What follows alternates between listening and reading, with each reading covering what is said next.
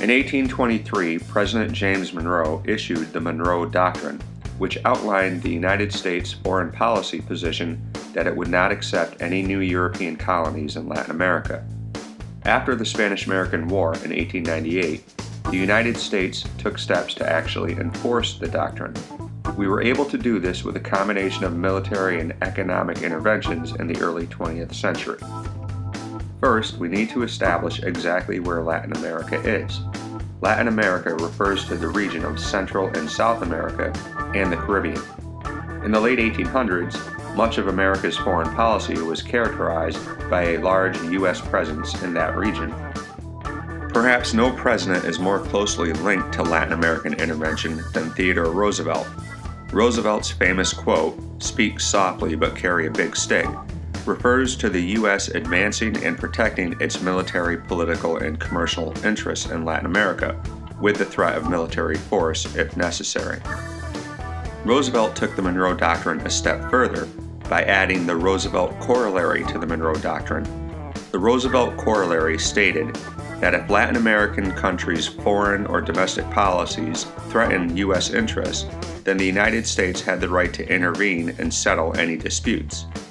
Critics of the Roosevelt Corollary argue that the U.S. was trying to act as the policeman of the Western Hemisphere. This is a characterization that Roosevelt had no problem with. Roosevelt's Latin American policy is perhaps most evident in the building of the Panama Canal. For many years, building a canal to open a passageway from the Caribbean to the Pacific was seen as vital for American strategic and commercial interests. The proposed site was the Isthmus of Panama, which at the time, in 1903, was part of the South American nation of Colombia.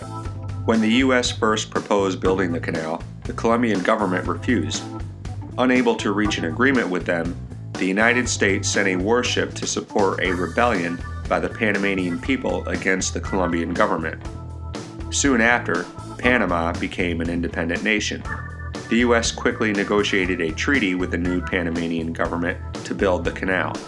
Construction began in 1904 and the canal opened in 1914.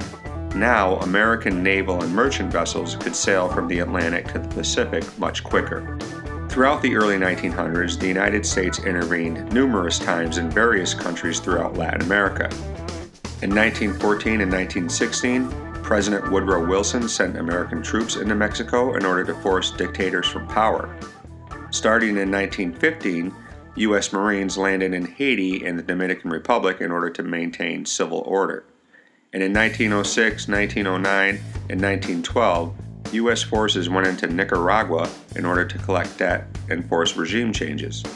In summary, beginning in 1898, in order to protect its commercial and political interests, the United States took an active role of intervention and influence throughout Latin America.